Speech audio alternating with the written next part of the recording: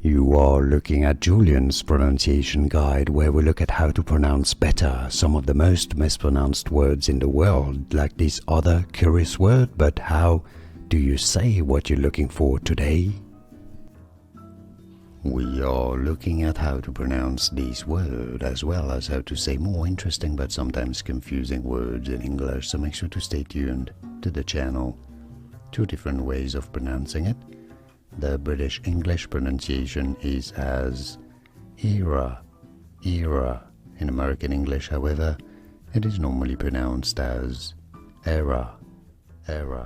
Here are more videos on how to pronounce more confusing words and names too many mispronounced. Like this video if you found it useful. I appreciate your support. I'll see you soon and thanks for watching.